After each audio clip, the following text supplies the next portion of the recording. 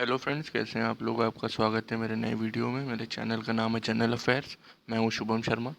अगर आप किसी भी कम्पिटिटिव एग्ज़ाम की तैयारी कर रहे हैं या आप कुछ जानने की इच्छा रखते हैं तो प्लीज़ मेरे चैनल को सब्सक्राइब करिए। इस वीडियो को एंड तक देखिए। मुझे विश्वास है कि आप कुछ ना कुछ नया आज सीख के ज़रूर जाएंगे। चलिए आज के वीडियो की तरफ बढ़ते हैं। आज का हमारा टॉपिक है centre to produce oxygen from nitrogen generators at 30 industries. जैसा कि आपको पता ही होगा कि हम लोग रिसेंटली सेकेंड वेव जो कोरोना वायरस की आई है उसमें बहुत ज़्यादा नुकसान झेल रहे हैं। और सबसे ज़्यादा जो ज़रूरत की चीज़ इस वक्त हम लोग को समझ आ रही है वो है ऑक्सीजन। तो ऑक्सीजन की बहुत ज़्यादा किल्लत होने के कारण हम लोग को देखना पड़ रहा है कि बहुत ज़्यादा हॉस्पिटल्स एडमिशन नहीं ले पा रहे हैं, और जो हॉस्पिटल्स एडमिशन ले भी रहे हैं उन्होंने कई ऐसी दिक्कतों का सामना किया है जिसमें ऑक्सीजन की दिक्कत सबसे बड़ी दिक्कत है। इसी टॉपिक को आगे पढ़ते हुए चलिए हम लोग आगे बढ़ते हैं। कि उससे पहले मैं आपसे क्वेश्चन पूछना चाहूँगा। मुझे आप इस क्वेश्चन का कमेंट्स में आंसर दीजिए कि हमारे अराउंड जो एयर है उसका जो कॉम्पोजिशन है वो क्या होता है और उसमें ऑक्सीजन का परसेंटेज क्या होता है। इस क्वेश्चन का आंसर आप प्लीज़ कमेंट में दीजिए। मैं इसका आंसर आपको वीडियो के एंड में ज़रूर बताऊंगा। ये आप देख सकते हैं, न्यूज़ आर्टिकल है, government moves to produce medical oxygen from industrial nitrogen plants.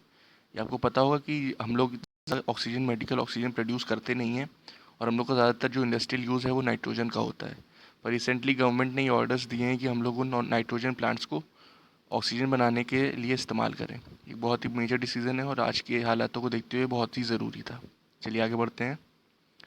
ये आप न्यूज़ आर्टिकल देख सकते हैं, जैसे कि सेंट्रल गवर्नमेंट ने सैटरडे को ये अनाउंस किया है कि वो 30 इंडस्ट्रीज़ को आइडेंटिफाई करेंगी, और उसमें जो सबसे बड़ी इंडस्ट्री है वो है यूपीएल लिमिटेड। यूपीएल लिमिटेड है यूनाइटेड फॉस्फोरस लिमिटेड, जो इंडिया की लार्जेस्ट एग्रोकेमिकल प्रोड्यूसिंग इंडस्ट्री है। उसको उन्होंने आइडेंटिफाई किया और उनसे कहा है कि वो मेडिकल ऑक्सीजन की सप्लाई हॉस्पिटल्स तक पहुंचाएं इन गुजरात। और जैसा कि आपको पता है, सेंट्रल पॉल्यूशन कंट्रोल बोर्ड जो कि सेंट्रल लेवल पे काम करता है, और स्टेट पॉल्यूशन कंट्रोल बोर्ड जो कि स्टेट लेवल पे काम करता है, उन्होंने ऐसी कई इंडस्ट्रीज़ को फाउंड आउट किया है और उनको शॉर्टलिस्ट किया है जो पोटेंशियल रखती हैं कि जो अभी प्रैक्टिकली और इस समय नाइट्रोजन जनरेशन कर रही हैं, कुछ वक्त या बहुत ही कम टाइम में ऑक्सीजन का प्रोडक्शन भी कर सकें। इसके लिए बहुत दोनों स्टेट और सेंट्रल गवर्नमेंट बहुत ही कदम उठा रहे हैं, और ये बहुत ही ज़रूरी है आजकल के सिनेरियो को देखते हुए। ये अब जैसे कि मैंने आपको जिक्र किया यूनाइटेड फॉस्फोरस लिमिटेड का, उसका जो एक काम है ये 50 न्यूटन मीटर क्यूब पर आर कैपेसिटी नाइट्रोजन बिल्डिंग का है। पर एक जो प्रोसेस होती है जियोलाइट मॉलिक्यूलर सीफ, इसके बारे में आगे की स्लाइड्स में आपको बताऊंगा कि कैसे एक नाइट्रोजन प्लांट कुछ माइनर चेंजेस के साथ ऑक्सीजन भी इस्तेमाल कर सकता है और उसमें बना भी सकता है। इसी के उसमें जो एक हॉस्पिटल है LG rotary hospital Vapi Gujarat में, उसने इस प्रोसेस को यूज़ करते हुए 50 न्यूटन मीटर, जैसे कि मैंने आपको बताया, ऑक्सीजन का निर्माण किया है। इसी के साथ नाइट्रोजन प्लांट्स जो होते हैं उसमें जो एक मेजर कंपोनेंट होता है वो होता है कार्बन मॉलिक्यूलर सीफ। इन दोनों के बारे में मैं आगे की स्लाइड्स में आपको बताऊंगा, और इन दोनों के ही प्रोसेस को इंटरचेंज करके या इन दोनों के यूजेस को कम ज़्यादा करके हम लोग नाइट्रोजन मेकिंग प्लांट को एक ऑक्सीजन मेकिंग प्लांट बना सकते हैं। ये बहुत ही माइनर चेंजेस होते हैं, कुछ प्रोग्रामिंग के और कुछ सिस्टम के, जिससे कि ऑक्सीजन हम लोग मेडिकल यूज़ के लिए बनाई जा सकती है। मैं आपको ये भी बता दूं कि मेडिकल यूज़ ऑक्सीजन बहुत ही ज़्यादा प्योर होनी चाहिए, जो कि 99.9% प्योरिटी के साथ होनी चाहिए, और उसका यूजेज भी बहुत ही अच्छी जगह पे होना चाहिए, और उसमें बिल्कुल भी इम्प्योरिटीज़ नहीं होनी चाहिए, क्योंकि ये बहुत ही ज़रूरी होता है कि वो एक अच्छी स्टोरेज में हो, और उसका एक टेम्परेचर भी होता है जिस पे वो स्टोर की जाती है। ये आप एक बेसिक नाइट्रोजन प्लांट का प्रोडक्शन आप देख सकते हैं। इसमें कि एयर कंप्रेसर होता है जिसके थ्रू एयर जाती है, फिर वहाँ से वो ऑयल सेपरेटर में जाती है, वहाँ से ये अब्जॉर्प्शन कॉलम होते हैं कई सारे, उसमें जो अलग अलग एयर के कंपोनेंट होते हैं, जैसे नाइट्रोजन ऑक्सीजन, वो अलग जगह पे स्टोर की जाती है। फिर जो जो यूज़ नहीं होती है गैस, उसको साइलेंसर के थ्रू एग्जॉस्ट की तरह निकाल दिया जाता है। जो हम लोग को गैस चाहिए होती है वो एक बफर टैंक में आती है। बफर टैंक में आके उसमें ऑक्सीजन एनालाइज़र से यूज़ होते हुए फिर उसको फ्लो मीटर में कन्वर्ट करके फिर उसे नाइट्रोजन गैस की तरह स्टोर कर लिया जाता है। ये जो प्रोडक्शन है ये नाइट्रोजन गैस का होता है एक पावर प्लांट में, या आप कह सकते हैं नाइट्रोजन प्लांट में। और चलिए अब हम इसी के साथ आगे बढ़ते हैं कि मॉलिक्यूलर सीव्स क्या होते हैं। मॉलिक्यूलर सीव्स एक मटेरियल होता है बहुत ही स्मॉल होल्स के साथ, जिसको हम लोग यूज़ करते हैं प्रोडक्शन में नाइट्रोजन के और ऑक्सीजन के। इसमें लार्ज मॉलिक्यूल होते हैं जो कि एब्जॉर्ब करते हैं अलग अलग गैसेस को, और उन्हीं गैसेस के एब्जॉर्प्शन से हम लोग कलेक्ट करके एक साथ कई तरह की गैसेस स्टोर कर सकते हैं। अब जो मेजर दो टाइप्स के सीव्स होते हैं उनके बारे में कुछ हम लोग जान लेते हैं। इसमें कार्बन मॉलिक्यूलर सीव होते हैं जिनको हम लोग CMS कहते हैं, और जियोलाइट मॉलिक्यूलर सीव्स होते हैं जिनको हम लोग ZMS कहते हैं। कार्बन मॉलिक्यूलर सीव होते हैं वो नाइट्रोजन जनरेशन में काम होते हैं, जबकि जियोलाइन मॉलिक्यूलर सीव जो होते हैं वो ऑक्सीजन जनरेशन में काम आते हैं। इन सब का जो जनरेशन होता है उसका एक प्रोसेस होता है जिसे पीएसए प्रोसेस कहते हैं। पीएसए प्रोसेस क्या होता है, चलिए उसके बारे में थोड़ा जान लेते हैं।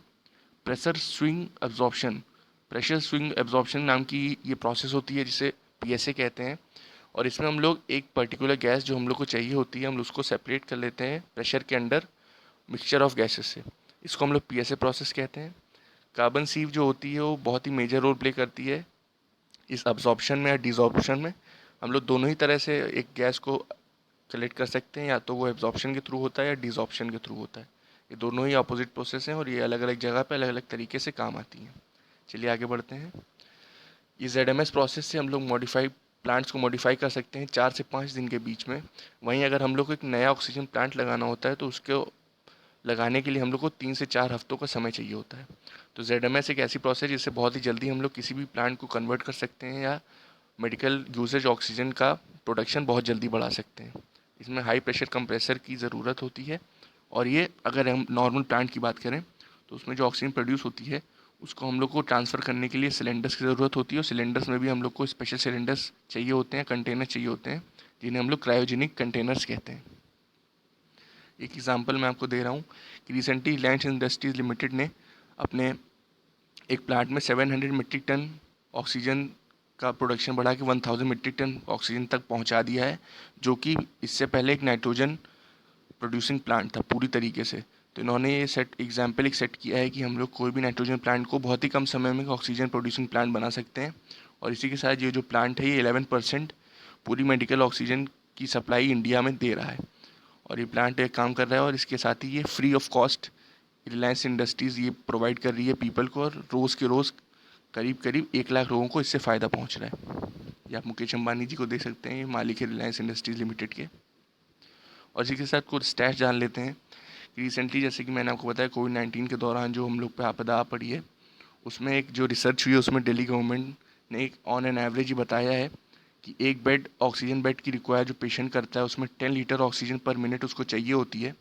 और वहीं जो आईसीयू में इंटेंसिव केयर यूनिट में रखा जाता है उस एक पेशेंट को 24 लीटर ऑक्सीजन पर मिनट चाहिए होती है। इंडिया के पास अभी जो प्रेजेंट में है वो 1224 टैंकर्स हैं जो क्रायोजेनिक हैं, जिनकी कैपेसिटी 16,732 मीट्रिक टन है जो मेडिकल ऑक्सीजन कैरी करने की। लेकिन वो पूरे इंडिया में हैं और ये बहुत ही ज़्यादा मुश्किल है कि उन सबको एक ही जगह ला के इस्तेमाल किया जा सकते। और इन टैंकर्स को हम लोग क्रायोजेनिक टैंकर्स भी कहते हैं। रिसेंटली कई सारी फॉरेन कंट्रीज़ ने हम लोग की हेल्प करी है, हम लोग को डोनेशंस भी दिए हैं और कई तरह के लीज कमर्शियल एग्रीमेंट्स भी साइन हुए हैं, जिसके द्वारा हम लोगों को ऑक्सीजन और ऑक्सीजन टैंकर्स की सप्लाई होती जा रही है। कई सारे स्टील प्लांट्स हैं जो ऑक्सीजन को यूज़ करते हैं अपने इंडस्ट्रियल यूज़ में, लेकिन अब रिसेंटली गवर्नमेंट ने भी कहा है कि जो पूरी प्रोडक्शन होगी ऑक्सीजन की वो पूरी की पूरी तरह से मेडिकल ऑक्सीजन की ही होगी, और ये सप्लाई भी पूरी मेडिकल ऑक्सीजन और हॉस्पिटल्स को दी जाएगी। इसी से जो सबसे बड़ी कंपनी इस वक्त आप देख सकते हैं ये है आइनॉक्स एयर प्रोडक्ट्स, जो कि रिसेंटली और बहुत टाइम से ही इंडिया की major oxygen medical grade oxygen producing company रही है, और ये आपको हर जगह दिख जाएगी। ये आइनॉक्स को आप प्लीज़ आइनॉक्स सिनेमा के साथ कंफ्यूज ना करें, वो अलग कंपनी है, ये अलग कंपनी है। चलिए इस वीडियो ख़त्म करने से पहले मैंने जो शुरुआत में आपसे क्वेश्चन पूछा था मैं उसका आंसर दे देता हूँ। जो हम लोग की एयर होती है उसका कंपोजिशन मेनली 2 गैसेस का होता है, नाइट्रोजन और ऑक्सीजन। 78% नाइट्रोजन होती है, 21% ऑक्सीजन होती है, और बहुत ही स्मॉल अमाउंट्स में और भी बाकी गैसेस होती हैं जो हमारे अराउंड प्रेजेंट होती हैं, जैसे आर्गन, नियॉन और कार्बन जो मेन कंपोनेंट होते हैं। चलिए इसी के साथ हम लोग अपने वीडियो का एंड करते हैं। अगर आपको वीडियो अच्छी लगी तो प्लीज़ लाइक करिए, कमेंट करके बताइए कि आपको मेरी वीडियो कैसी लगी, इसको शेयर करिए, सब्सक्राइब करिए, और मैं उम्मीद करता हूँ कि आपने इस वीडियो के बाद कुछ नया जाना होगा। अगर आपको मेरी वीडियो अच्छी लगी तो मेरे चैनल पर जाके और भी वीडियोज़ को आप देख सकते हैं। चलिए मेरे चैनल का नाम है जनरल अफेयर्स, मैं हूँ Shubham Sharma. Thank you guys for watching. जय हिंद।